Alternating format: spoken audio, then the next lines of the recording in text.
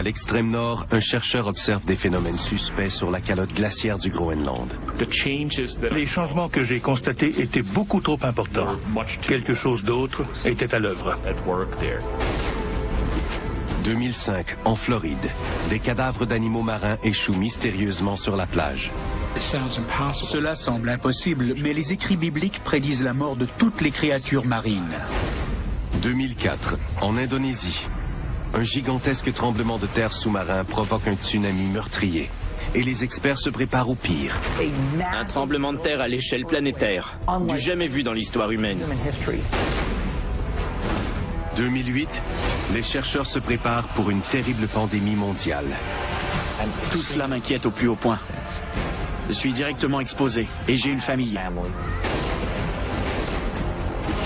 S'agit-il des signes annoncés dans la Bible? La prophétie biblique est un ensemble de renseignements prémonitoires divulgués par un Dieu omniscient et tout-puissant. Notre fin est-elle proche? Ce sera le chaos, sans aucun doute. Est-il possible que nous soyons présentement témoins des 7 signes de l'Apocalypse?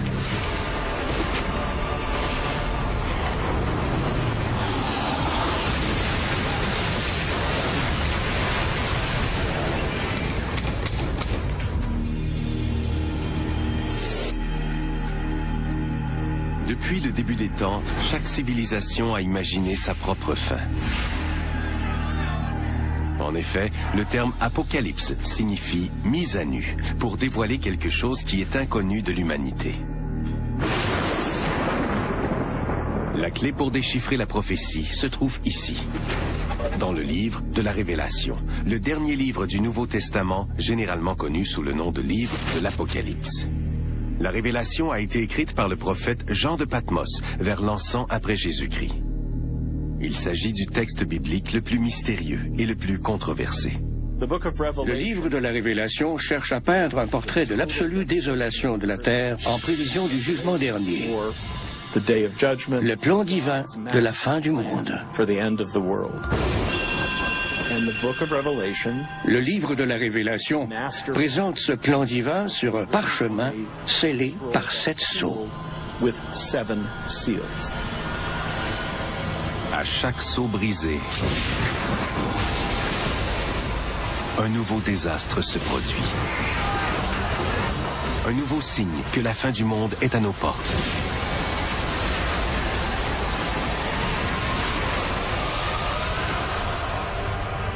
Depuis 2000 ans, ces prophéties ont provoqué de la peur. Depuis la mort et la résurrection du Christ, une foule de faux messies ont annoncé la fin du monde.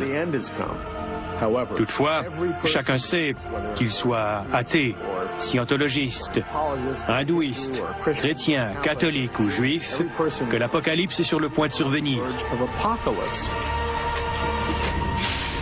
Est-il possible que la prophétie biblique des 7 signes, rédigée il y a près de 2000 ans, soit en train de s'accomplir? Étrangement, la science moderne semble confirmer ces signes. Les scientifiques croient que notre monde aura une fin. Ils sont également d'accord pour dire que de nombreux aspects de la fin du monde ressemblent aux phénomènes et aux catastrophes décrits dans l'Apocalypse. Ce que les scientifiques mettent en doute est la cause de l'Apocalypse. Ils ne croient pas que ce soit dû à la volonté de Dieu telle que décrite dans la Bible, mais plutôt le résultat d'une catastrophe naturelle. Pour ceux qui croient au livre de la Révélation, les signes précurseurs marquant le début de la prophétie sont clairs. Les 4 cavaliers de l'Apocalypse. Les experts bibliques en ont décrypté la signification. Ces cavaliers qui montent un cheval blanc, un cheval rouge, un cheval noir et un cheval pâle sont porteurs d'horreurs indicibles. Si la prophétie est en train de se réaliser, alors les 4 cavaliers sont déjà parmi nous. Le 4e cavalier, avec sa monture pâle, symbolise la maladie. Quand il ouvrit le 4e sceau, parut un cheval d'une couleur pâle. Celui qui le montait se nommait la mort. Le 4e cavalier de l'Apocalypse est une prophétie terrifiante. Le cheval pâle représente une épidémie mondiale. C'est le cavalier de la mort. Un fort pourcentage de la population sera décimé. Aujourd'hui, nous sommes témoins de souffrances humaines inimaginables. Chaque année, plus d'1 million de personnes meurent de la malaria. La menace de pandémie mondiale inquiète la communauté scientifique. Tout cela m'inquiète au plus haut point. Je suis directement exposé. Et j'ai une famille. Mes enfants risquent d'être les premières victimes de ces maladies. Les solutions arrivent souvent trop tard. Il faut redoubler d'efforts pour développer des vaccins et des mesures préventives pour contrer ces maladies avant leur propagation. Nous verrons que ce n'est qu'un début. Le 3e cavalier amène un autre élément destructeur, le cheval noir. Quand il ouvrit le 3e sceau, j'entendis le 3e être vivant qui disait « Viens ». Je regardai et parut un cheval noir. Celui qui le montait tenait une balance dans sa main. Le cheval noir symbolise la mort et la famine. Récemment, l'intensification des cultures destinées aux biocarburants a entraîné de graves pénuries alimentaires. Selon certains, le phénomène prendra de l'ampleur. Il n'y aura pas assez de nourriture et les gens se mettront à mourir en grand nombre. Des pénuries alimentaires sans pareil. Une famine à grande échelle. Une experte en gestion de crise nous donne un aperçu de cette tragédie humaine mondiale. Ce sera le chaos, sans aucun doute. Il n'y aura plus de règles. C'est ce qui arrive quand l'instinct de survie prend le dessus. Tout ce qui compte, c'est vous et votre famille. Le sort de votre voisin vous importe peu. Si vous avez faim, rien ne vous arrêtera.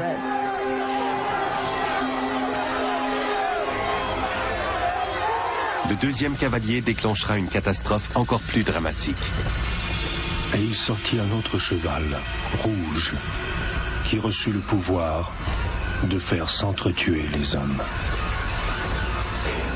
Le cheval rouge représente un immense conflit planétaire. Les preuves de ce signe sont partout. Guerre, génocide, terrorisme. Des humains souffrent atrocement d'un bout à l'autre du monde. Mais où cela nous mène-t-il ?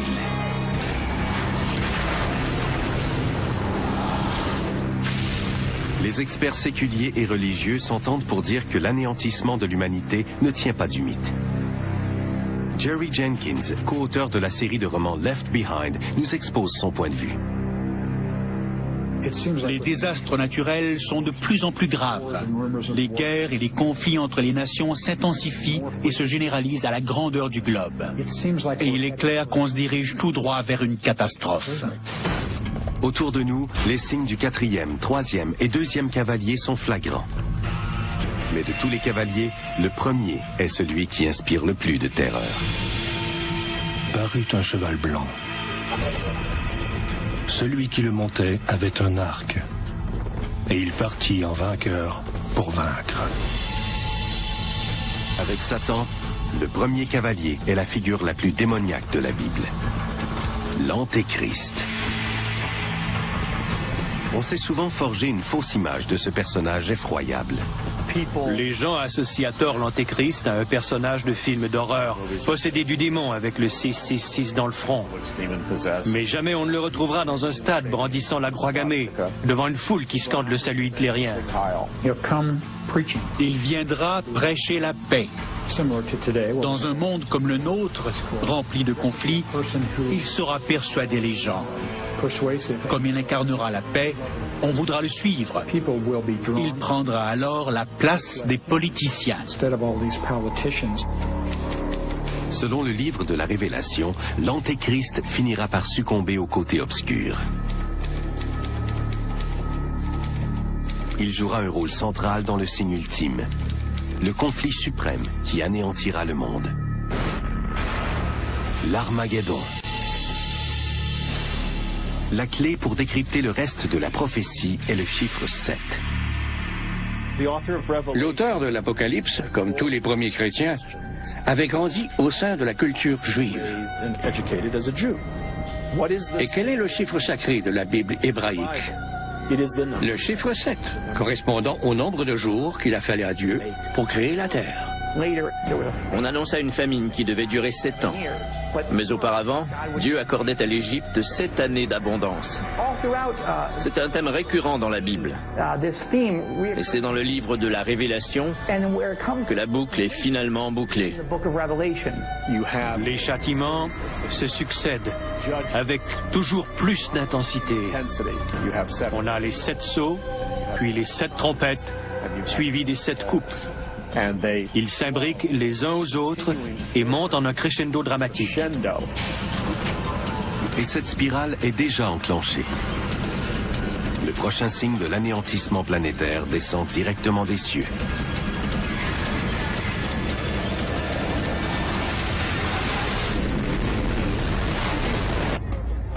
Les 7 signes annoncent plus que 7 désastres destructeurs de l'humanité. Cette prophétie complexe décrit 7 désastres contenus dans 7 signes, eux-mêmes découlant de 7 autres signes. Le cauchemar mondial qui suit tombera littéralement du ciel. Les étoiles du ciel tombèrent sur la terre. Le ciel se retira. Les rois de la terre se cachèrent dans les cavernes et dans les rochers des montagnes. Les objets tombés du ciel sont mentionnés à plusieurs reprises dans le livre de la Révélation. Jean, dans une des visions de l'Apocalypse, aperçoit ce qui semble être des étoiles tombées du ciel. Il s'agit sûrement d'une pluie de météores, ou encore de l'impact d'un météorite ou d'un astéroïde géant.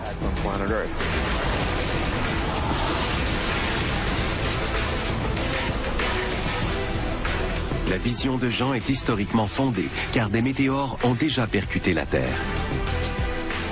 Les phénomènes célestes, particulièrement les comètes et les météores, ont toujours profondément ébranlé les hommes. Dans les temps anciens, une seule puissance était capable de déplacer les étoiles. L'explication la plus évidente était que Dieu exprimait son mécontentement. Les experts bibliques ont découvert un mot mentionné à plusieurs reprises. Il est directement lié à la prophétie. Il désigne une étoile qui tient son nom d'une plante au goût amer. Absinthe. Le 3e ange sonna de la trompette. Et il tomba du ciel une grande étoile ardente. Le nom de cette étoile est Absinthe. La prophétie de l'absinthe signifie-t-elle qu'un astéroïde va percuter la Terre? Cette prophétie est effrayante. Les dommages seront considérables. Une grande quantité de gens, de plantes et d'animaux disparaîtront. L'astéroïde sera si gros que la technologie moderne nous permettra de le détecter.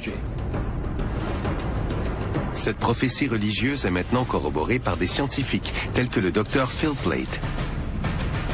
La plus grande menace venue du ciel est très certainement l'impact d'astéroïdes. On n'a qu'à attendre un peu et ça se produira. Un immense rocher va frapper la Terre. 100% garantie ou argent remis. Les météores sont nombreux et ils frappent la Terre périodiquement. Les météores assez gros pour causer de sérieux dommages frappent à chaque siècle environ. Un astéroïde est-il sur le point de percuter la Terre et de tout détruire? Les signes sont criants. Un morceau de fer d'environ 46 mètres de diamètre a atterri dans le désert il y a 50 000 ans. La quantité d'énergie libérée frôlait probablement les 20 mégatonnes, ce qui équivaut à l'explosion simultanée de 20 millions de tonnes de TNT. Un événement monumental. Les scientifiques croient qu'il y a 65 millions d'années, un astéroïde frappait la Terre de plein fouet. La planète a été incinérée, carbonisée. Un rocher de 10 km de diamètre, plus gros que le mont Everest, est tombé dans la péninsule du Yucatan dans le golfe du Mexique. La force de l'impact dépasse l'entendement. Une telle masse, à une telle vitesse, dégage 100 millions de mégatonnes d'énergie. Une bombe à hydrogène typique en émet 1 mégatonne. L'impact correspond à l'explosion de 100 millions de bombes à hydrogène. L'astéroïde de 10 km de large a causé des dommages inimaginables. Cette énergie s'est convertie en chaleur, causant l'évaporation d'une grande partie des océans. Un immense panache de gouttelettes d'eau et de roches en fusion est retombé sur la croûte terrestre. Il y eut des raz-de-marée et des tsunamis de centaines de mètres de haut. La Terre a été secouée par des séismes de magnitude 12. Les débris ont été dispersés autour de la Terre pour retomber dans l'atmosphère comme des étoiles filantes, en dissipant environ 20 millions de mégatonnes d'énergie. Quelques heures après l'impact, le feu faisait rage sur tous les continents. C'était l'enfer sur Terre. Un astéroïde est-il en mesure de provoquer l'apocalypse? Il semble que cela se soit déjà produit, bien avant l'apparition de l'homme. La possibilité d'une collision avec un astéroïde est indéniable. Reste à savoir quand cela se produira.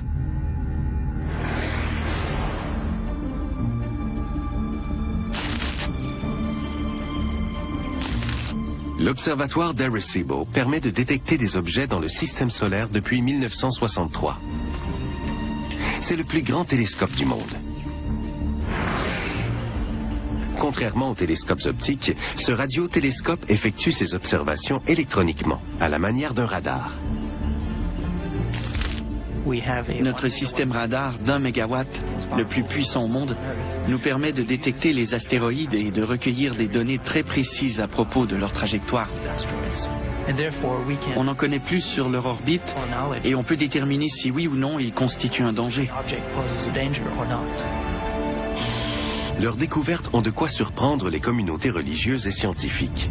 Les corps célestes représentant un danger potentiel sont ceux qui sont assez volumineux pour causer des dommages substantiels. On surveille ceux de 150 mètres de diamètre et plus. Il en existe entre 10 et 20 000 avec ce diamètre. Et on n'a localisé que 10 à 30% du nombre total. Selon une estimation prudente, de 7 à 14 000 astéroïdes non comptabilisés menaceraient la Terre. Un astéroïde de quelques centaines de mètres est capable de détruire une ville comme Tokyo.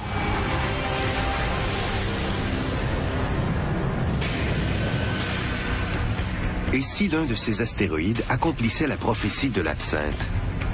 S'il s'agissait vraiment de l'un des 7 signes, on assisterait à une catastrophe jamais vue dans l'histoire de l'humanité.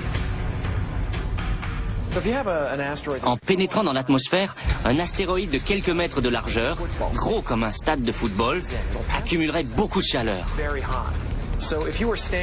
S'il se dirigeait vers la ville de New York, les habitants apercevraient une immense boule de feu traverser le ciel.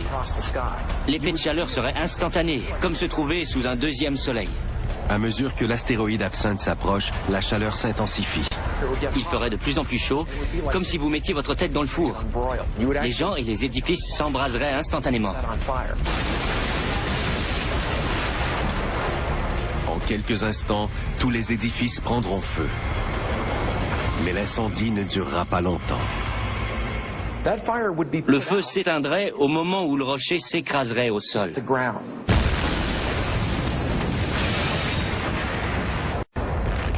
L'astéroïde absinthe creuserait un immense cratère. Une gigantesque onde de choc détruirait les bâtiments à des kilomètres à la ronde. La pression et la chaleur combinées anéantiraient l'île de Manhattan au grand complet. L'absinthe percute la Terre avec une telle force qu'elle détruit le tiers des espèces sous-marines, ainsi que les littoraux. Cela empoisonne la mer, tue les populations, les plantes et les animaux. La dévastation est incroyable et elle est mondiale.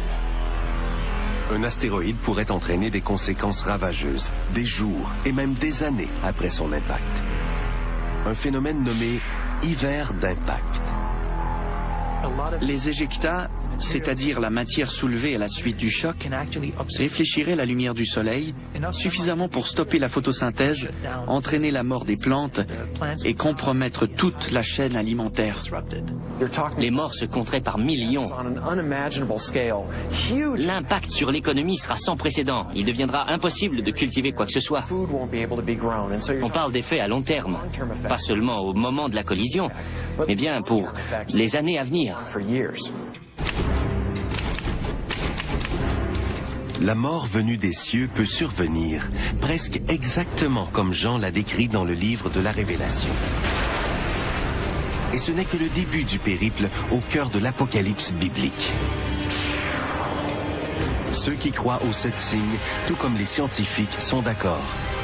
Ce n'est qu'une question de temps avant qu'une maladie ne décime des millions de personnes. La prophétie des 7 signes décrit des désastres monstrueux. Selon ceux qui croient à la fin du monde, Dieu va bientôt exprimer sa colère et le pire reste à venir. La maladie. Depuis l'aube des temps, toutes les civilisations la redoutent. Encore aujourd'hui, l'humanité est terrorisée par de nombreuses épidémies. Le syndrome respiratoire aigu sévère, le SRAS, a fait rage dans 29 pays. Depuis 1972, la malaria a tué près de 100 millions de personnes. Et une grippe aviaire menace de déclencher une pandémie mondiale à tout moment. Le fil conducteur, ces maladies pourraient toutes être liées à l'un des 7 signes. Je regardais et parut un cheval pâle qui se nommait la mort. C'est l'un des signes les plus effrayants de la prophétie. Tout au long du livre de la Révélation, on retrouve de nombreuses analogies de fléaux.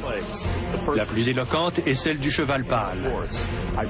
Je crois qu'il représente la propagation de maladies mortelles. Pour moi, c'est une certitude. Ce n'est qu'une question de temps avant qu'on soit tous contaminés. Les forces du mal sont libérées. Des fléaux, des maladies et toute une gamme d'infections mortelles nous guettent. La Bible prédit qu'un quart de la population mourra.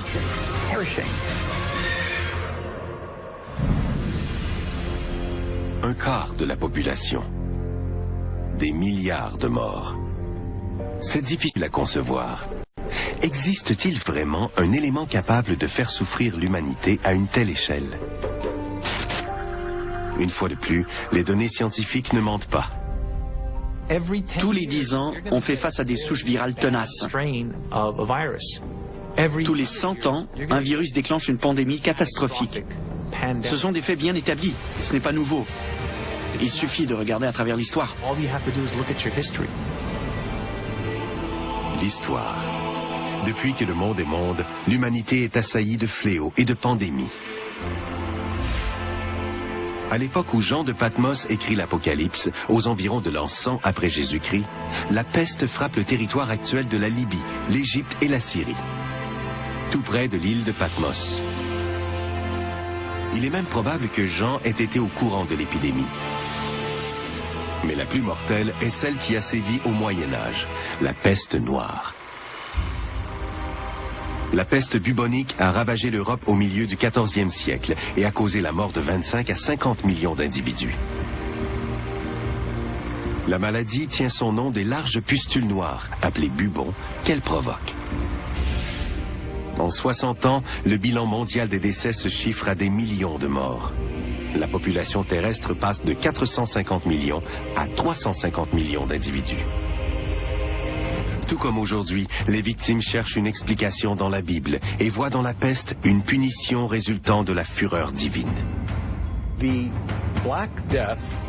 À l'époque où elle sévit en Europe, on donne à la peste une signification religieuse. On retrouve ce cas classique de punition divine non seulement dans l'Apocalypse, mais aussi dans le récit des 10 plaies d'Égypte durant l'Exode. Voir dans la peste un châtiment divin est une vieille tradition qui est décrite explicitement dans le livre de la Révélation.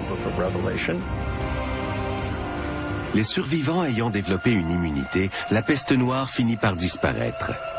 Mais la peur de cette infection mortelle est restée vive pendant des siècles. La pire pandémie moderne commence en 1918, au moment où la guerre la plus meurtrière de l'histoire s'achève. On la baptise grippe espagnole. Cette funeste grippe balaie le monde et fait entre 20 et 100 millions de victimes, soit 2 fois plus que la Première Guerre mondiale.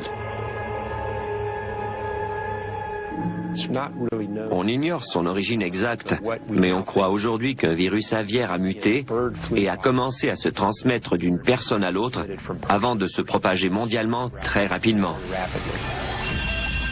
Virus aviaire, le terme est familier. Aujourd'hui, les scientifiques s'inquiètent d'une autre flambée de grippe aviaire, appelée H5.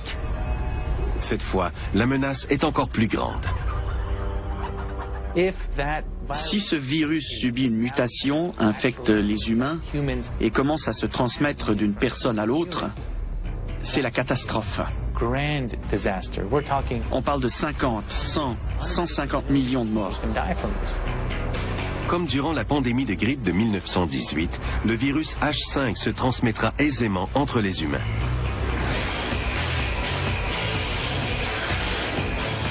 Puisqu'aujourd'hui les frontières sont pour ainsi dire abolies, l'infection sera hors de contrôle en un rien de temps. Le virus dispose d'une véritable autoroute pour contaminer le monde sur une base quotidienne.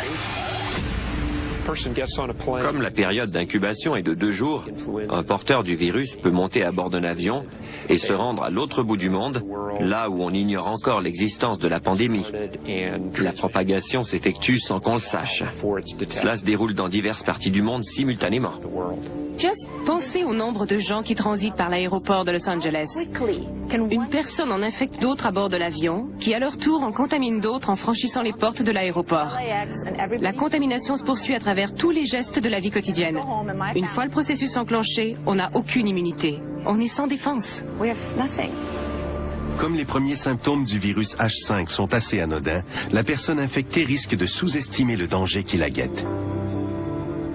Les premiers symptômes ressembleraient à ceux d'une grippe ordinaire. Fièvre, toux, douleurs musculaires. On parle d'écoulement nasal et oculaire, de maux de gorge. Mais les symptômes évoluent rapidement. Les muscles endoloris, les maux de gorge et la toux dégénèrent rapidement en détresse respiratoire. Rapidement, vous courez après votre souffle. Arrêt cardiaque, insuffisance rénale. 4 jours après le début des premiers symptômes, vous vous retrouvez à l'hôpital. 9 jours plus tard, vous êtes mort. Aussi terrible qu'elle puisse paraître, la grippe aviaire n'est pas la seule menace à l'horizon. Un fléau encore plus terrifiant a une origine des plus sinistres. Selon moi, le cheval pâle symbolise la mort. Un type de mort bien précis.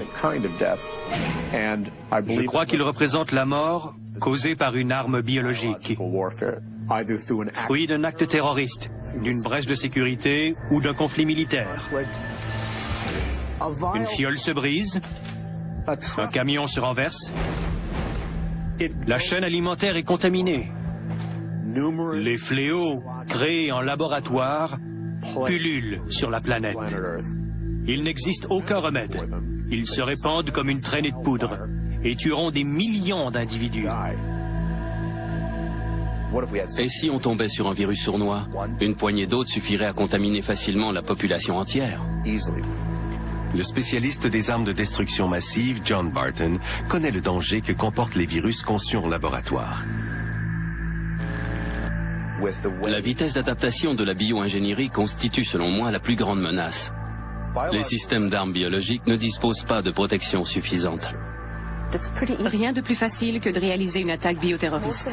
La plupart de ces armes sont incolores, inodores et sans saveur. On ne sait même pas comment intervenir en cas d'attaque. Aucun antiviral n'est disponible parce que souvent, on ne sait même pas de quoi il s'agit. Cela prend un bon moment avant de trouver un traitement adéquat. Imaginez qu'un groupe terroriste dispose d'un virus qui se propage dans l'air. Une arme bactériologique libérée dans l'air d'une ville populeuse comme Los Angeles ou New York contaminera tout le monde. Vous arriverez à vos fins. Et comme les Américains voyagent beaucoup et que les Européens traversent aisément les frontières, il est possible de répandre une souche mondialement en quelques semaines. Les médecins seront submergés par un raz-de-marée de malades et de mourants. Partout dans le monde, les hôpitaux seront pris d'assaut.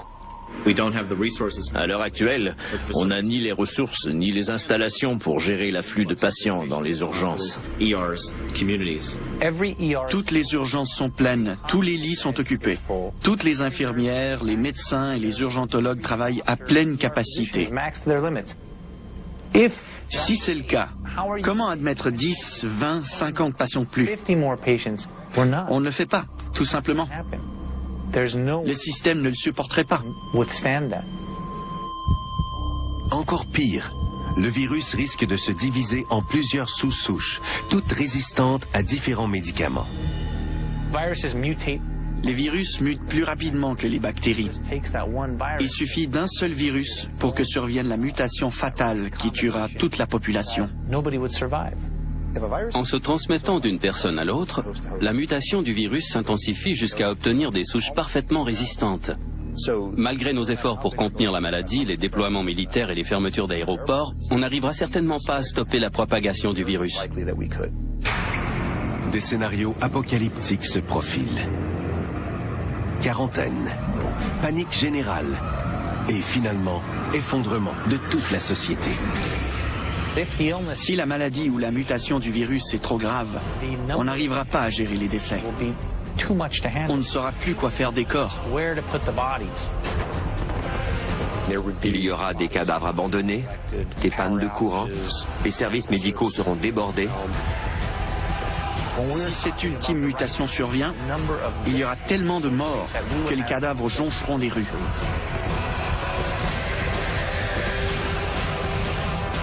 Il n'y aura pas d'antibiotiques pour contrer cette maladie meurtrière, parce qu'elle a été conçue en laboratoire et qu'elle est le fruit du génie génétique. C'est de ça qu'on parle dans l'Apocalypse. Ce n'est pas Dieu qui envoie cette maladie sur Terre. C'est sa façon de dire: vous voulez fabriquer des maladies? Très bien. Faites face aux conséquences maintenant. Cette prophétie biblique d'un fléau mondial tuant la moitié de la population dépasse l'entendement. Si elle vient du ciel et qu'elle a été ordonnée par Dieu, ce sera terrible. Les communautés scientifiques et religieuses s'entendent. Ce n'est peut-être qu'une question de temps.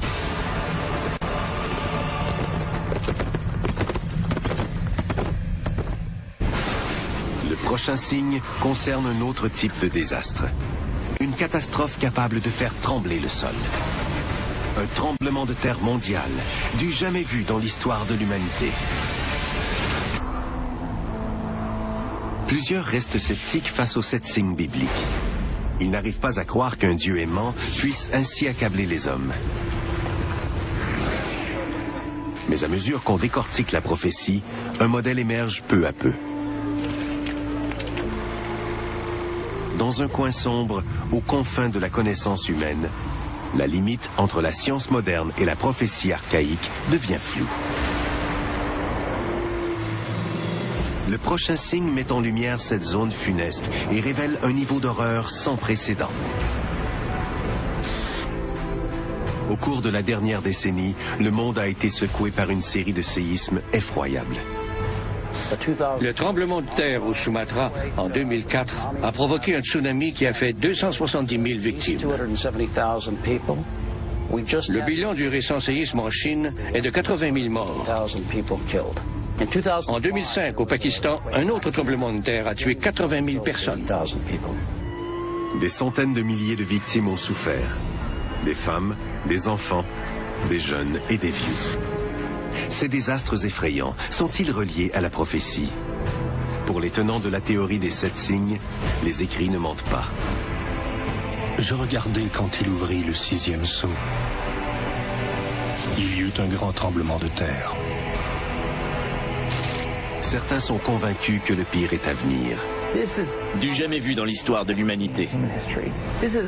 Un gigantesque séisme bouleversera profondément son existence. Imaginez qu'un tremblement de terre meurtrier ébranle toute la planète, en même temps.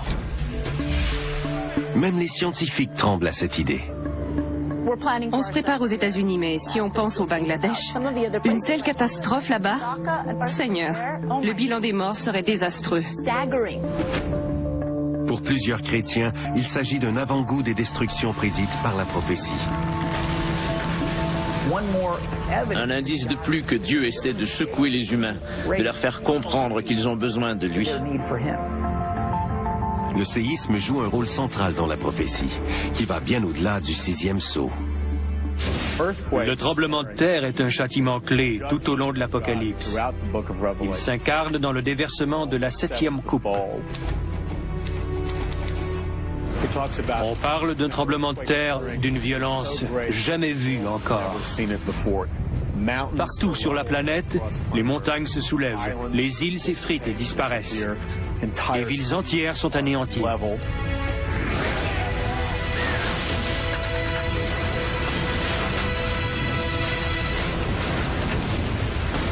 Pour les croyants, un cataclysme aussi vaste et destructeur ne peut que résulter de la volonté divine. De nombreux jugements du livre de la Révélation s'exprimeront dans des phénomènes naturels très amplifiés. De par son envergure, on ne pourra le comparer à aucun autre phénomène habituel. Il sera manifestement d'origine surnaturelle. Les tremblements de terre font rage sur Terre depuis longtemps. Thomas Jordan, une sommité en matière de séisme, dirige le SCEC, le centre sismique de la Californie du Sud. De tous les désastres naturels, les tremblements de terre sont les plus meurtriers. Dans les textes historiques, on relate 20 ou 21 séismes ayant tué plus de 50 000 personnes. Les tremblements de terre se produisent le long des lignes de faille, à la jonction des plaques tectoniques de la croûte terrestre. Chaque plaque pèse des milliards de tonnes. La quantité d'énergie dégagée est titanesque.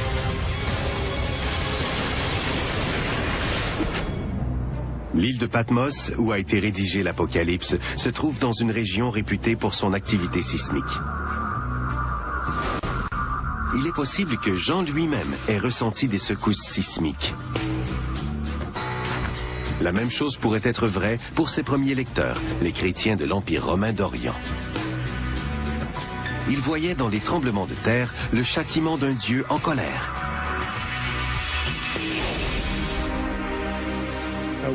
Quand on arrive à la toute fin du jugement des coupes avec le grand séisme, on constate avec effroi qu'on fait face à la colère divine. Dieu est mécontent. De nos jours, les experts portent un regard scientifique sur ces calamités. En Californie, les géologues creusent le sol pour insérer leurs instruments de mesure au cœur d'une zone d'activité sismique hautement dangereuse, la faille de San Andreas. À l'heure actuelle, les chercheurs en études sismiques sont toujours incapables de prédire les tremblements de terre. C'est la première fois qu'on creuse dans une plaque active. En installant une station de surveillance directement dans la zone de faille, les sismologues espèrent pouvoir prédire les séismes. Mais pour les scientifiques, un fait est indéniable. Ces événements vont se produire, mais on ne sait pas quand. Pour les croyants de la prophétie des 7 signes, une force encore plus puissante est à l'œuvre. Je ne sais pas si ces explications scientifiques pourraient être d'une quelconque utilité. Si Dieu a envie de déclencher un séisme, il le fera. On connaît maintenant la cause des séismes, et on sait qu'ils continueront de se produire. Que faudrait-il aujourd'hui pour qu'un tremblement de terre soit vu comme un signe divin? Pour que la prophétie s'accomplisse, il faudrait assister à une vaste série de séismes qui frapperaient le long des lignes de faille. San Francisco, Tokyo, Shanghai, Athènes, Istanbul. La liste inclut des villes américaines, spécialement celles se trouvant près de la faille de San Andreas. Elle part de l'extrême sud de l'État et elle parcourt les zones urbaines de Los Angeles et de San Francisco jusqu'au nord de la Californie. Alina Dorian a consacré toute sa carrière à la planification de ce jour maudit. Le pire moment pour qu'un séisme se produise est pendant que de nombreuses personnes se trouvent dans des zones à risque. Dans les gratte-ciels, sur le système routier ou quand les enfants sont à l'école, loin de leur famille. La violence de l'événement serait phénoménale. Le sol se soulèverait de 3 à 6 mètres. La terre tremblerait si fort que les gens seraient projetés au sol, incapables de tenir debout.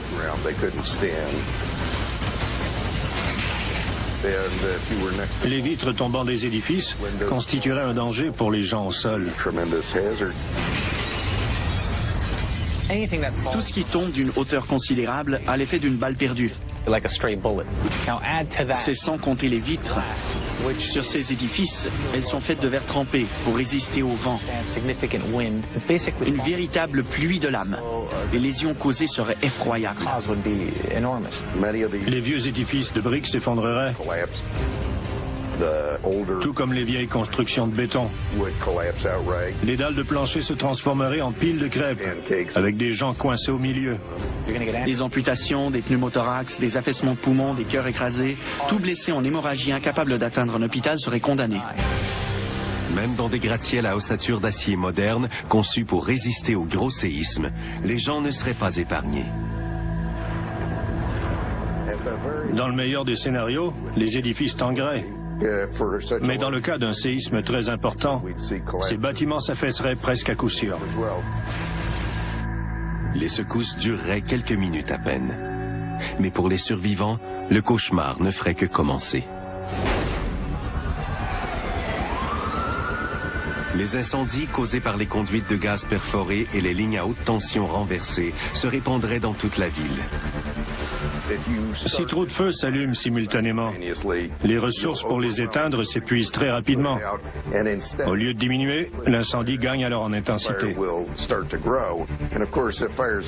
Évidemment, si un incendie prend trop d'envergure, on parle alors de feu de zone. Avec les canalisations et le réseau routier sévèrement endommagés, une tempête de feu pourrait faire rage pendant des jours, voire même des semaines. Des milliers de personnes coincées dans les édifices effondrés ou trop blessées pour bouger seraient brûlées vives. Même un incendie de cette taille finirait par s'éteindre. Mais la population ne serait pas au bout de ses peines. Ça ne s'arrêtera pas au décès. Les morts seront nombreux, mais pensez aux survivants qui prendront 6 mois, 1 an, 2 ans pour s'en remettre. Pas seulement les blessés, les déplacés aussi. Ceux qui ont perdu leur maison, leur emploi, toutes leurs possessions et même leur famille. Comment un individu arrive-t-il à refaire sa vie après un tel drame? Et que dire du système économique? Les ramifications sont multiples. Et on ne parle ici que d'une seule ville, un seul pays. Une immense planète. Imaginez les conséquences d'un gigantesque séisme mondial dans les régions les plus pauvres du globe. Jamais leurs infrastructures ne tiendraient le coup.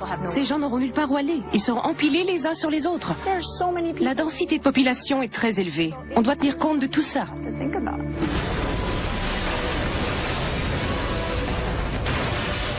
Une catastrophe d'envergure biblique. Les séismes sont un avertissement. Ils se sont produits sporadiquement au cours de l'histoire et indiquent que Dieu exerce toujours son emprise sur la terre. Le prochain signe attire notre attention sur un désastre qui, quoique moins familier, n'en est pas moins destructeur. La mort venue des cieux, provoquée par une des forces suprêmes de l'univers. L'enquête sur la véracité des 7 signes a déjà permis d'amasser une quantité surprenante de preuves.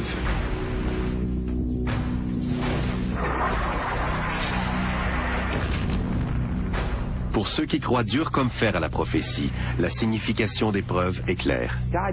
Dieu nous envoie les signes un après l'autre pour réveiller les gens. Ces chrétiens évangélistes croient que l'Apocalypse révèle le plan de destruction du monde et le retour du Christ sur terre. Le livre de la Révélation décrit l'indicible dévastation de la terre avant le jugement dernier. Incroyablement, la science moderne confirme plusieurs des scénarios décrits dans la mystérieuse prophétie. Les scientifiques sont d'accord pour dire que de nombreux aspects de la fin du monde ressemblent aux phénomènes relatés dans l'Apocalypse.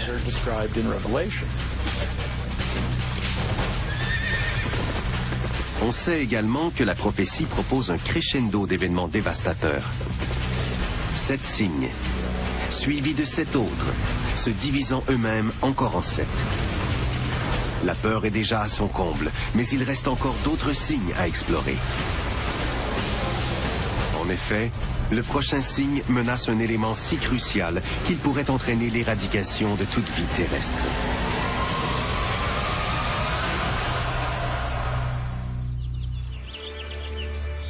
Le soleil se lève chaque jour, apportant lumière, chaleur et vie.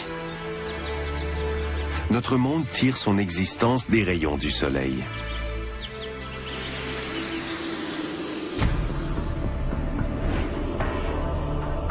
Si les signes de l'Apocalypse finissaient par se produire, qu'arriverait-il si les étoiles et le soleil devenaient porteurs de mort, de dévastation et de noirceur?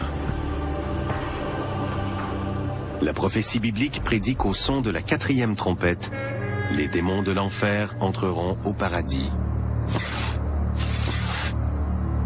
Je regardais quand il ouvrit le 6e sceau. Le soleil devint noir, comme un sac de crin.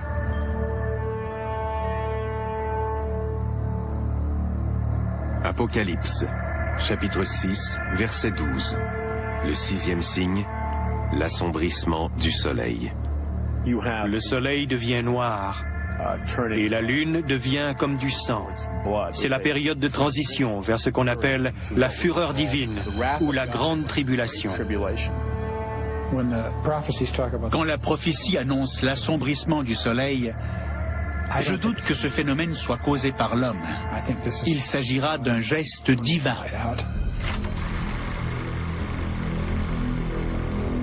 Le soleil inspire la crainte et la vénération des hommes depuis l'aube des temps. Les éclipses suscitaient une telle peur chez nos ancêtres qu'elles déclenchaient des paniques collectives. Mais les prédictions parlent d'un phénomène plus étendu dans le temps qu'une simple éclipse. Le 6e signe prédit-il l'assombrissement permanent du soleil? Risquons-nous d'être plongés dans une noirceur cosmique si destructrice que nous y verrions le signe de la volonté divine ou de l'Apocalypse? Aussi incroyable que cela puisse paraître, pour les scientifiques, c'est une possibilité. Ironiquement, la planète pourrait être plongée dans l'obscurité par le rayon le plus éblouissant de l'univers. Le rayon gamma fait partie du spectre électromagnétique. C'est une lumière. Les rayons gamma sont le fruit de radiations électromagnétiques émises lors d'une désintégration radioactive. Si on compare la lumière normale à la caresse d'une plume, le rayon gamma est une balle de fusil. Un seul photon de rayon gamma contient 1 milliard de fois plus d'énergie qu'un photon de lumière visible. C'est ce qui le rend si dangereux. En percutant une cellule, il la désintègre. S'il heurte notre ADN, il peut en détruire ou en altérer la molécule. Même si on a découvert l'existence des rayons gamma il y a plus d'1 siècle, on commence à peine à connaître les dangers qu'ils comportent. Le docteur Neil Gehrels nous explique comment ces percées sont survenues pendant la guerre froide. Les armes nucléaires produisent des éclairs de rayons gamma. En 1962, le président Kennedy a signé le traité interdisant les essais nucléaires avec les soviétiques. Ce traité prohibe les essais d'armes nucléaires dans l'atmosphère terrestre. Pour s'assurer du respect du traité, les Américains ont lancé des satellites équipés de détecteurs de rayons gamma. C'est ce qui a permis de détecter des éclairs de rayons gamma. Mais les rayons gamma ne proviennent pas de la Russie. Plusieurs satellites ont observé l'éclair en même temps. Ils ne provenaient pas de la Terre, mais du fin fond de l'espace.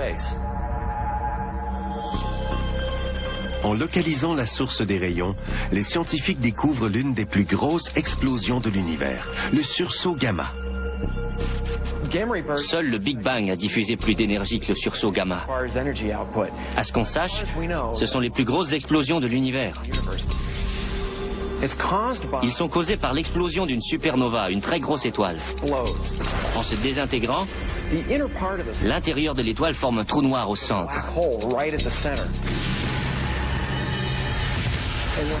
Cela émet 2 jets d'énergie propulsés dans des directions opposées. Ces véritables lampes à souder cosmiques sont mortelles. Ils voyagent à la vitesse de la lumière. La quantité d'énergie qu'ils contiennent est inconcevable. En à peine 10 secondes, ces jets lumineux émettent plus d'énergie que notre Soleil le fera en 15 milliards d'années d'existence. Des millions de sursauts gamma se produisent chaque jour. C'est très fréquent. Si on les compare aux impacts d'astéroïdes, aux éruptions solaires ou aux trous noirs qui parsèment le système solaire, on peut affirmer sans hésiter que rien n'est plus effrayant qu'un sursaut gamma. À 1000 années-lumière, tout ce qui se trouve dans la mire du jet de rayons gamma est désintégré. Heureusement, aucune étoile n'est assez proche du système solaire pour pulvériser la Terre. Mais reste que les radiations de sursaut gamma, même à des milliers d'années-lumière, peuvent être dommageables. Il existe même des preuves que la Terre a déjà été touchée. Il y a des centaines de millions d'années, les trilobites dominaient le monde. Ces genres de petits crabes régnaient en maîtres sur les mers. Il est possible qu'un sursaut gamma se soit produit assez près pour éradiquer de la planète ces trilobites, ainsi que d'autres formes de vie. C'est une des plus vastes extinctions, plus grande que celle des dinosaures. Un sursaut gamma à proximité menacerait donc la vie sur Terre. Mais selon la prophétie, le Soleil et la Lune devraient s'assombrir. Comment cet éblouissant rayon de lumière arrivera-t-il à nous plonger dans l'obscurité? La réponse se trouve à 8000 années-lumière. Une étoile appelée WR104. Malgré son drôle de nom, elle est assez proche pour nous causer du tort, ce qu'elle semble sur le point de faire. La vie de WR104 s'achève et elle risque d'exploser à tout moment.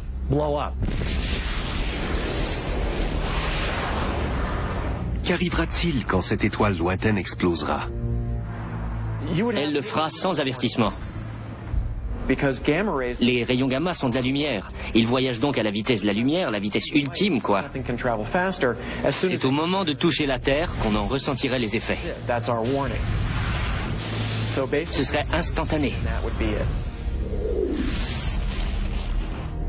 Bien que situé à 8000 années-lumière, WR104 pourrait provoquer des changements dramatiques dans notre ciel.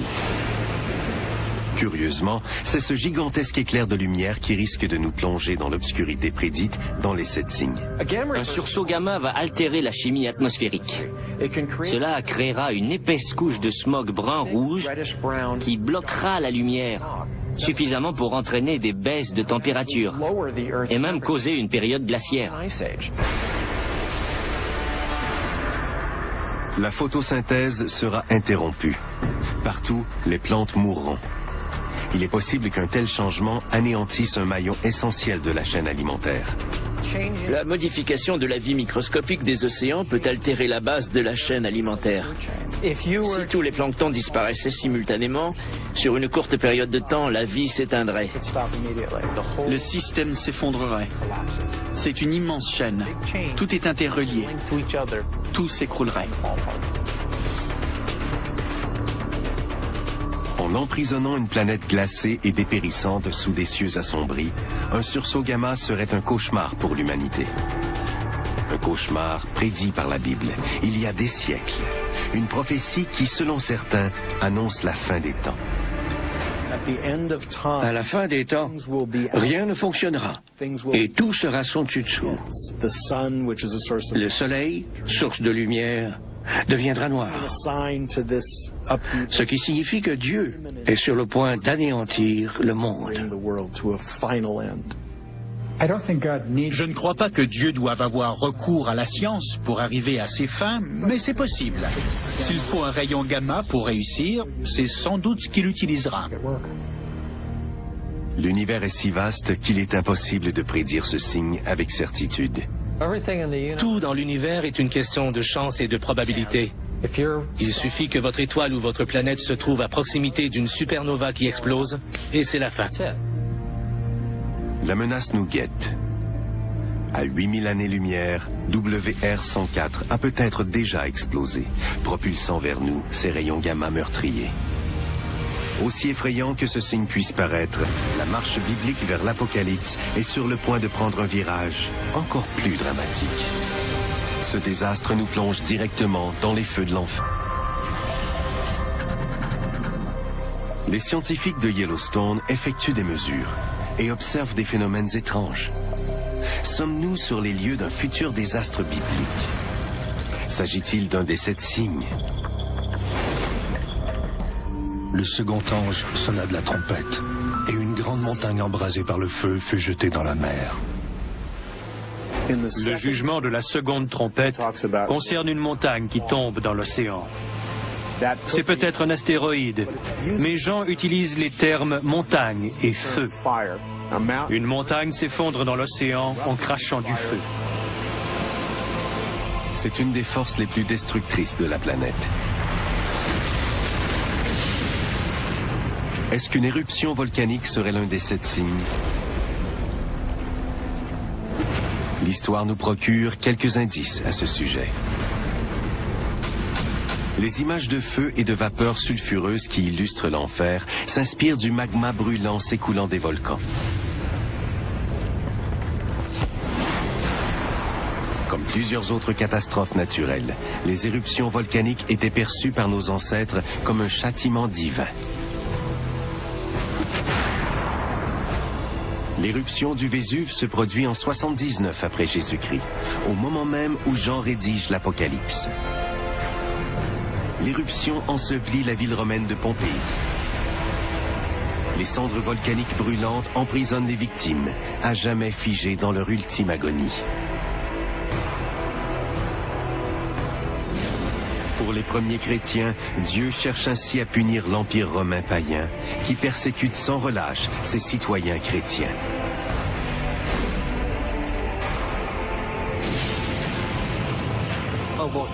L'éruption volcanique indique que Dieu a la main mise sur le monde.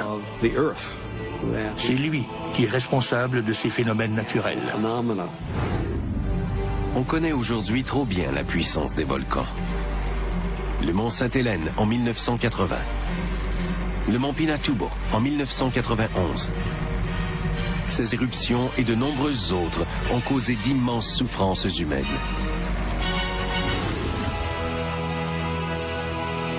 Mais de nos jours, pour qu'un volcan soit associé aux 7 signes, il devra être d'une intensité remarquable et avoir un impact destructeur sans précédent. Cet objet, qui s'apparente à une montagne et qui tombe dans l'océan, va anéantir la vie sur Terre. Existe-t-il des volcans assez gros pour entraîner la fin du monde? L'existence de tels monstres est scientifiquement prouvée. Comme la prophétie le dit, ils se cachent dans les océans, ou encore sous nos pieds. On les nomme super-volcans. Ce sont les volcans qui expulsent plus de 100 km3 de cendres en une seule éruption. C'est 100 à 150 fois plus que ce que le mont Sainte-Hélène a expulsé en 1980. Les supervolcans sont éparpillés un peu partout sur la planète. À Taupo, en Nouvelle-Zélande, un centre de pêche récréative très populaire. À Santorini, dans la mer Égée, le Campi Flegrei, à l'ouest de Naples, où vivent des milliers de personnes. Il existe au moins 8 supervolcans. Ils sont difficiles à repérer, puisqu'ils n'ont généralement pas la forme d'une montagne. Après l'éruption, la plupart des volcans laissent derrière eux un cratère, la partie supérieure étant pulvérisée lors de l'expulsion du magma. Mais une éruption de très grande envergure laisse derrière elle une caldeira, une sorte d'amphithéâtre plus structuré, aux parois abruptes, d'une dizaine de kilomètres de diamètre, formée par la sédimentation de roches couvertures dans l'ancienne chambre magmatique. Il existe plusieurs caldeiras de supervolcans aux États-Unis. Un des plus beaux sites est aussi l'un des plus dangereux.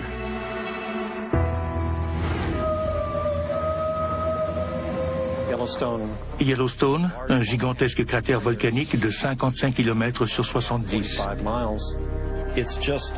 Il est difficile d'imaginer une éruption capable de rejeter autant de magma et de creuser une immense vallée en un rien de temps. C'est pourtant exactement ce qui s'est produit à Yellowstone plus d'une fois. Yellowstone a connu 3 éruptions gigantesques de plus de 100 km3. La plus récente remonte à 640 000 ans. On sait que Yellowstone est entré en éruption par le passé. On sait aussi que cela se reproduira dans le futur. Mais quand? Le plateau de Yellowstone s'élève d'environ 1 cm chaque année, à cause de la présence de roches fondues sous le plateau. Mais on ne possède pas vraiment assez de données pour prédire la prochaine éruption. Les données scientifiques disponibles révèlent qu'une éruption du Yellowstone est peu probable, du moins pas avant quelques milliers d'années. Mais ces données ne désarçonnent pas ceux qui croient dur comme fer à la prophétie. Lorsque l'on compare les écritures et les données scientifiques, rien ne contredit ce que contiennent les écrits bibliques. Mais les croyants avec leurs prophéties et les scientifiques avec leurs données s'entendent sur un point. Si un supervolcan entrait en éruption, nos perspectives de survie seraient minces. Tout commencerait par une série d'éruptions mineures. Elles n'auraient pas lieu simultanément sur toute la circonférence de la caldeira. D'abord, un premier trou apparaîtrait sur le bord de la caldeira, avant de se propager à la manière d'une fermeture éclair sur le pourtour du gigantesque cratère. Ensuite, tout le plancher de la caldeira de Yellowstone s'effondrerait, propulsant une immense colonne de gaz et de cendres volcaniques à plus de 20 km dans l'atmosphère. Le nuage retomberait en partie, rejetant au sol des cendres brûlantes à des centaines de kilomètres à la ronde.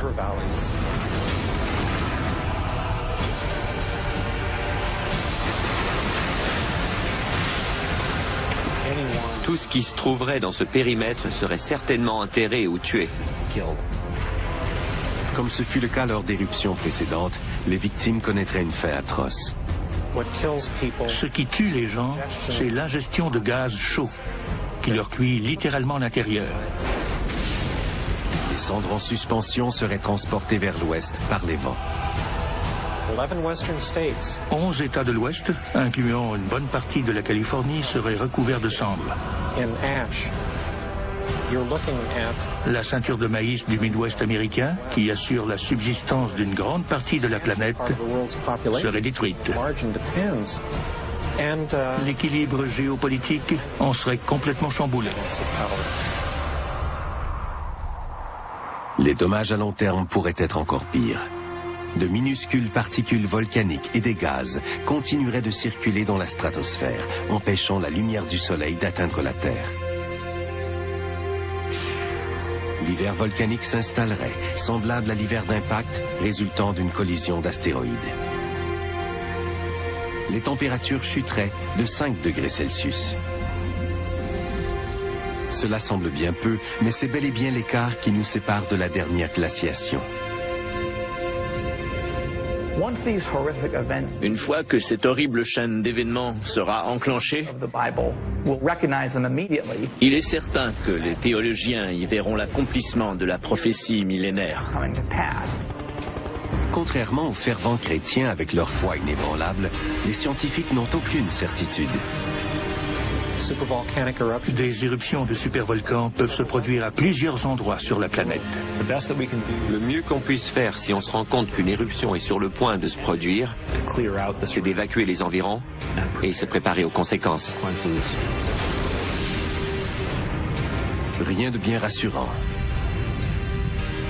Un autre mystère sondé, mais de nombreuses questions restent en suspens. Le prochain signe renferme autant de puissance et de mystère que les volcans. Ce phénomène est capable de transformer les eaux en véritables mers de sang. Selon les scientifiques, la vie est née dans les océans. La mer serait-elle aussi capable d'anéantir la vie? Pour les tenants de la prophétie des 7 signes, la réponse est oui. 2005. La côte de la Floride est accablée par la mort de créatures marines. Des équipes munies de fourches et de masques à gaz ramassent les milliers d'animaux marins provenant du golfe du Mexique. En 2007, un événement similaire se produit au sud de la Californie, laissant les plages jonchées de cadavres d'otaries, de poissons, d'oiseaux et de baleines. On croirait cette image tout droit sortie du livre de la Révélation. La mort des créatures marines semble impossible au premier abord. La mer est si vaste. Pourtant, les écrits prédisent clairement que toute la faune marine périra durant le jugement dernier. C'est indéniable, c'est une possibilité, une certitude même. Cette destruction de la vie marine est directement reliée au prochain signe de la prophétie. Le second versa sa coupe dans la mer, et elle devint du sang, comme celui d'un mort. Et tout être vivant mourut, tout ce qui était dans la mer. Avec la 3e coupe de l'Apocalypse, l'eau des rivières de la planète devient du sang. Tout comme après le déversement de la seconde coupe, les océans avaient viré au rouge.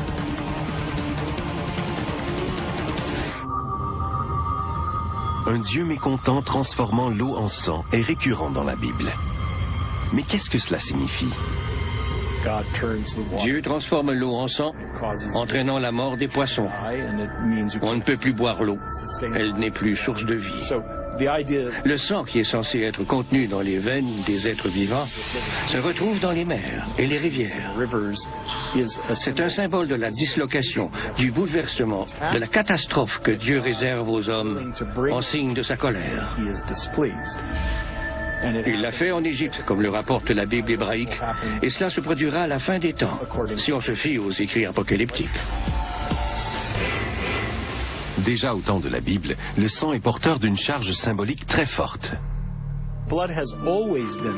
Depuis l'aube de la tradition judéo-chrétienne, le sang revêt un caractère sacré. Cette symbolique se retrouve dans l'Apocalypse. Même sans aucune notion d'anatomie humaine, nos ancêtres comprenaient que le sang qui coulait dans nos veines nous gardait en vie. Le sang symbolise la vie et par extension, la vie éternelle. Mais le sang peut également symboliser la mort. Pendant des siècles, l'eau transformée en sang n'était perçue que comme un symbole. Aujourd'hui, la science nous offre une autre perspective. Y a-t-il une explication scientifique au phénomène de l'eau changée en sang? Pour des raisons restées mystérieuses pendant des siècles, les océans et les zones côtières deviennent parfois rouges, comme du sang. Quand cela se produit, les plages se recouvrent de cadavres d'animaux marins. Du petit poisson à la grosse baleine, ils échouent sur les rives. De nos jours, on appelle ces phénomènes marées rouges.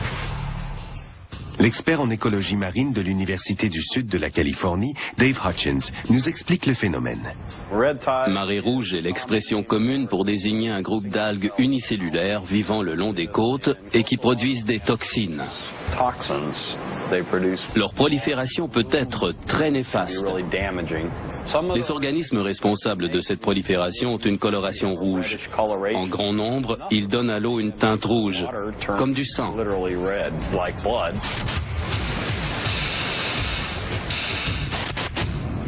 En effet, l'Apocalypse a été écrite sur une petite île de la mer Égée. Il est même possible que les marées rouges aient été un phénomène connu des pêcheurs locaux et des premiers lecteurs de la prophétie. Le prochain signe parle clairement d'eau se changeant en sang et pourrait être lié aux marées rouges. La marée rouge devra atteindre une telle ampleur, une telle démesure, qu'elle ne pourra être interprétée autrement que comme un signe de Dieu. Une marée rouge peut-elle être si meurtrière? Encore une fois, la science nous fournit une réponse surprenante. L'algue responsable des marées rouges produit une toxine puissante capable de tuer les hommes et autres vertébrés. Ces dommages sont comparables à ceux d'un gaz neurotoxique. Tout commence avec les mollusques, les organismes filtreurs comme les palourdes et les moules. Ces organismes pompent l'eau à travers un filet interne très fin pour se nourrir et recueillent les algues dans leur estomac. La plupart des noms d'intoxication par les toxines d'algues contiennent le mot mollusque. L'intoxication amnésique par les mollusques affecte la mémoire à court terme. L'intoxication paralysante par les mollusques provoque de la paralysie. Et l'intoxication neurologique par les mollusques s'attaque au système respiratoire. Ces toxines pénètrent notre organisme quand on mange ces organismes filtreurs qui vivent dans les océans. Une marée rouge peut dégénérer et étendre sa menace au-delà de notre assiette en contaminant l'air qu'on respire. Certains types de marées rouges rejettent des toxines dans l'eau. Par aérosolisation, elles se retrouvent ensuite dans l'air et dans nos poumons. Un peu comme si nos océans expulsaient des nuages de gaz neurotoxiques. L'impact sur les populations riveraines serait dévastateur.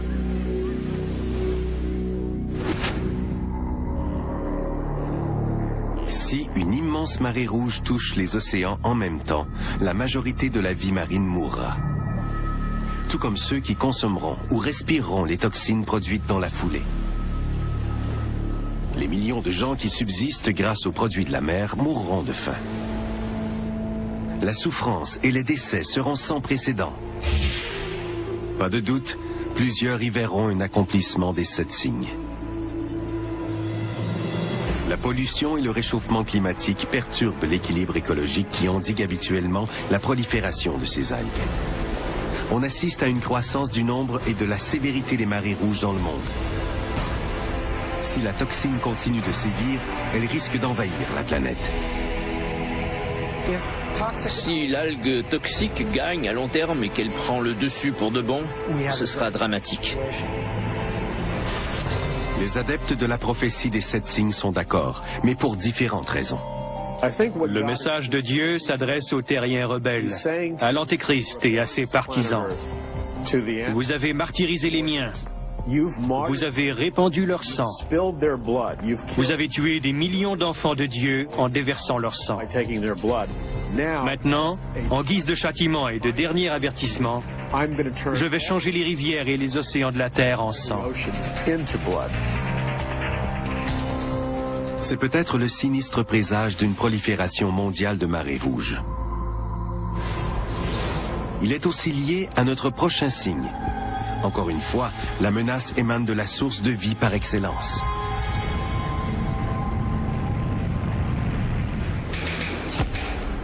Séisme monstre, fléau meurtrier, océan contaminé de couleur rouge.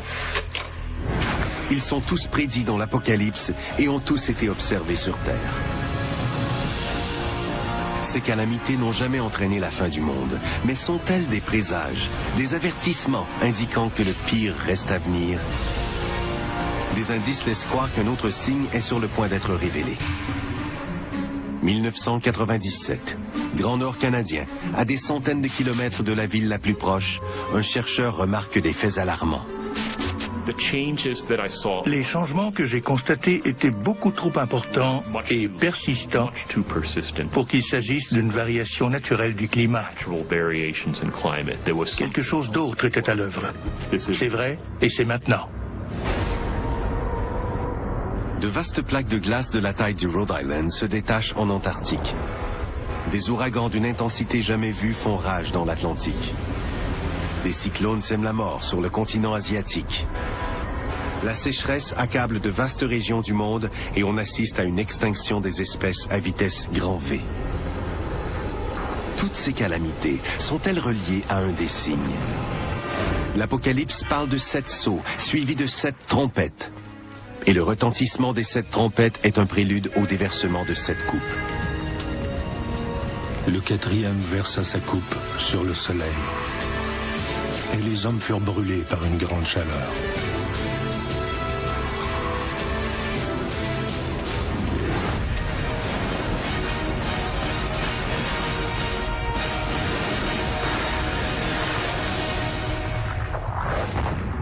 Le soleil accablant les hommes d'une chaleur insoutenable. Un des signes les plus effroyables de la prophétie. Et pour la communauté scientifique, il ne fait pas de doute que le climat se modifie à toute allure. Le climat de la Terre se réchauffe. Certains principes physiques ne mentent pas. Les lois physiques derrière les changements climatiques sont très solides. En augmentant la concentration de gaz à effet de serre, la planète se réchauffe. On n'échappe pas à ce principe. Pour Mark Cerese, chercheur au Centre national de données sur la neige et la glace, l'homme est la cause de ces changements visibles. Il est clair qu'on voit apparaître les effets d'un réchauffement climatique dû à l'augmentation des gaz à effet de serre. Toutes nos activités participent au réchauffement planétaire, que ce soit la construction de nouvelles villes, l'élargissement des zones agricoles ou la conduite de nos véhicules qui, on le sait, rejettent dans l'atmosphère des gaz à effet de serre. Et cela se produit plus rapidement que l'avaient prédit nos modèles. C'est inquiétant. Selon certains experts religieux, ces faits sont liés à la prophétie. Un autre signe de l'Apocalypse. L'homme mourra de chaleur, empoisonné par les radiations solaires. L'eau nécessaire à l'agriculture s'évaporera. Les rayons du soleil seront si brûlants que 50% de la population périra. Nous sommes témoins de catastrophes naturelles sans précédent. Quand on voit aux nouvelles télévisées des gens assis sur leur toit pour fuir leur maison inondée, ça fait peur. Même s'ils ne s'entendent pas sur la cause, les experts religieux et scientifiques sont d'accord sur un point. Notre planète se réchauffe et les effets sont catastrophiques. Ce sont des faits. Reste à déterminer à quel moment la crise se produira et quelles en seront la sévérité et les impacts. Une hausse des températures, même minime, peut avoir des conséquences graves sur l'équilibre mondial. Les changements se produiront très rapidement. Par exemple, l'élévation du niveau de la mer. On verra plus d'ouragans de grande intensité. On assistera à une augmentation des sécheresses. Il y aura des luttes et des conflits. Une augmentation du terrorisme résultant du réchauffement global, c'est tout à fait envisageable. Cette hausse des températures provoquera des réactions en chaîne. Le phénomène d'élévation du niveau de la mer s'accélérera. Pourquoi?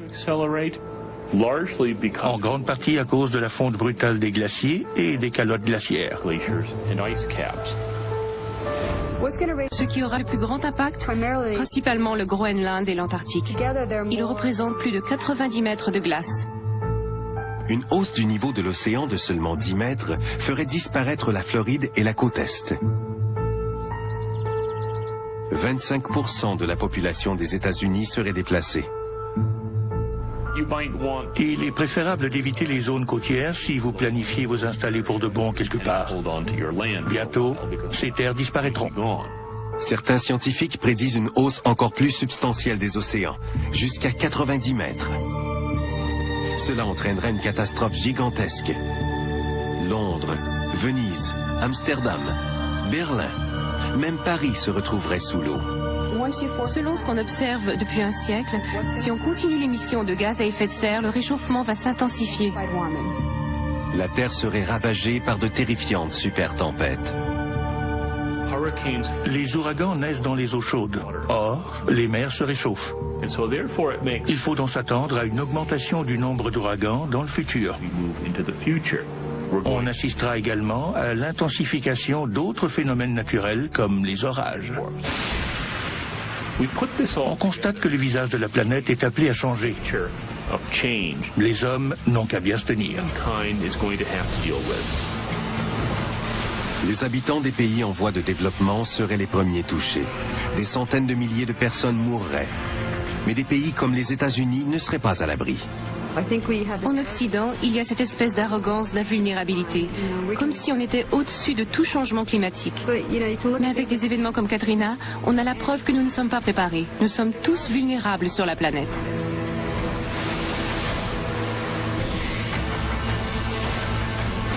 Qu'on soit prêt ou pas, Le réchauffement climatique est à nos portes. Mais rien ne peut nous préparer au prochain signe, une guerre mondiale qui éliminera la totalité de l'humanité. La bataille finale entre le bien et le mal. Dans l'Apocalypse, on l'a baptisé Armageddon. Le mystère ultime des 7 signes est extrêmement complexe. L'Apocalypse regorge de symboles fantasmagoriques et d'indices masqués. La prophétie biblique est un ensemble de renseignements prémonitoires divulgués par un Dieu omniscient et tout-puissant. Comme les renseignements de la CIA, des bribes d'informations issues de diverses sources doivent être reliées entre elles. La prophétie des 7 signes fonctionne de la même façon. Un autre facteur ajoute à la complexité de la prophétie. Chacun des 7 signes est subdivisé en plus de 7 désastres. Il y a 3 jeux de 7 châtiments. 7 apparaît comme le chiffre parfait, le chiffre associé à Dieu, en opposition au chiffre de l'Antéchrist, le triple 6.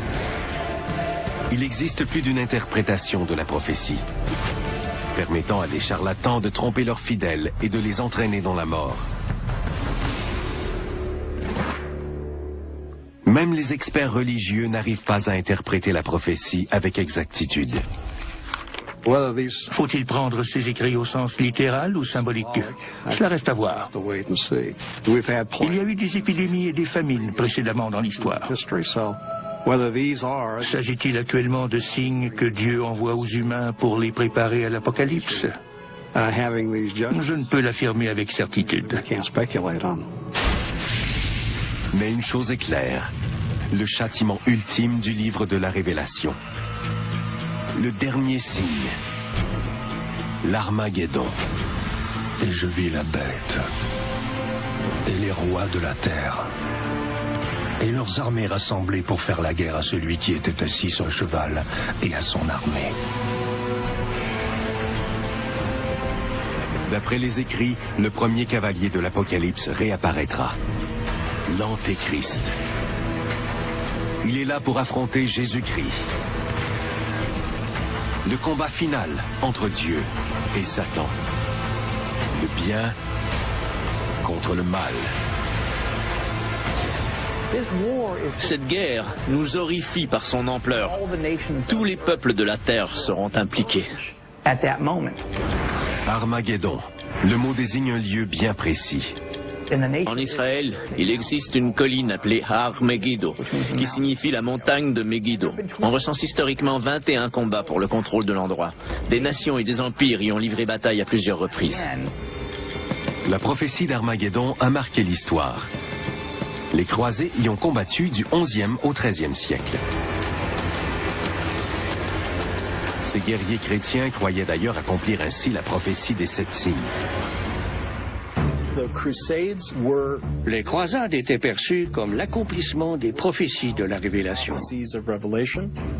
Au nom du Christ, ces armées entraient en Terre Sainte, sur le site de la bataille d'Armageddon, pour combattre les infidèles qu'ils percevaient comme des suppôts de Satan.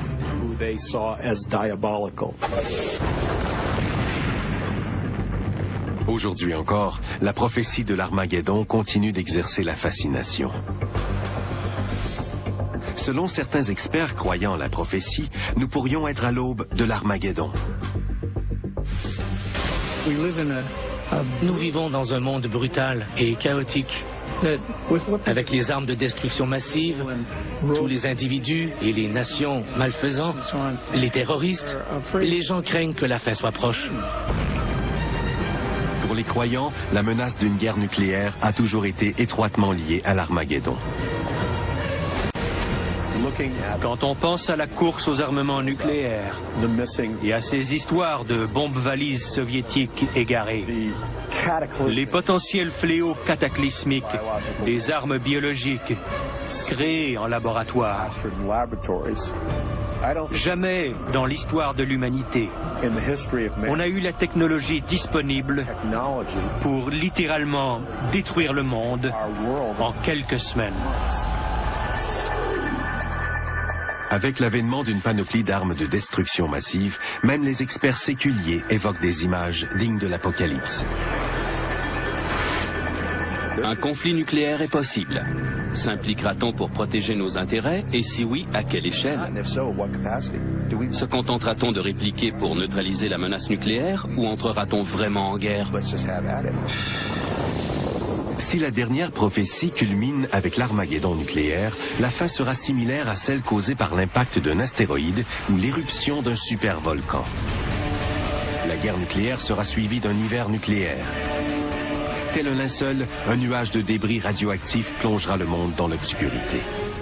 Cela abaissera les températures d'au moins 10 degrés. La situation continuera de se dégrader et nous serons cuits. Les précipitations qui tomberont en neige seront complètement radioactives. C'est dans cet enfer glacé que l'Apocalypse atteint son apogée. Mais le terme Apocalypse ne signifie pas notre perte, mais bien révéler ce qui doit être révélé. Notre périple au cœur des 7 signes ne semble qu'une litanie sans fin de morts et de catastrophes. Tout commence par l'apparition des 4 cavaliers de l'Apocalypse, suivi d'un crescendo de désastres innommables qui culmine par un dernier combat qui anéantit tout sur la planète Terre. Mais pour les tenants de la prophétie, les 7 signes ne constituent pas le compte à rebours de la fin des temps. Les signes annoncent un nouveau commencement et ont pour but de réveiller les hommes. L'objectif est d'attirer l'attention de l'humanité rebelle. Un ultime effort de la ramener à la raison. Le mystère des 7 signes serait alors dévoilé. Malgré la dévastation du dernier signe, l'Armageddon s'achève sur une note surprenante. Puis je vis descendre du ciel un ange. Il saisit Satan et le lia pour 1000 ans. Il le jeta dans l'abîme. L'Armageddon prend fin. Satan est défait. Le bien l'emporte sur le mal.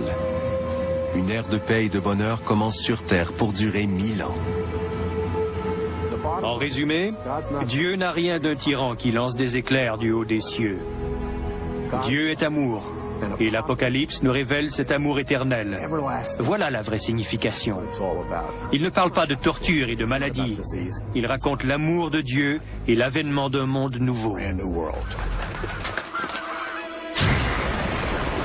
Oui, la prophétie qui terrifie une humanité indomptable se termine sur une bonne note. La grande quête d'espoir des hommes explique pourquoi l'Apocalypse est plus pertinente que jamais. L'Apocalypse n'a jamais été lu avec plus de conviction qu'aujourd'hui.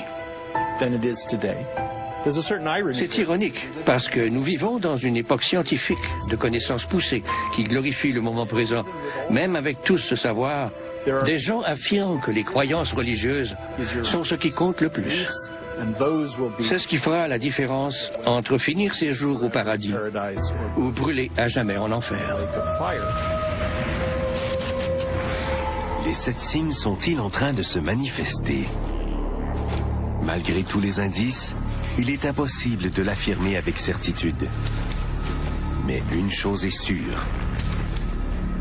La prophétie exerce autant de fascination aujourd'hui qu'au moment de sa rédaction.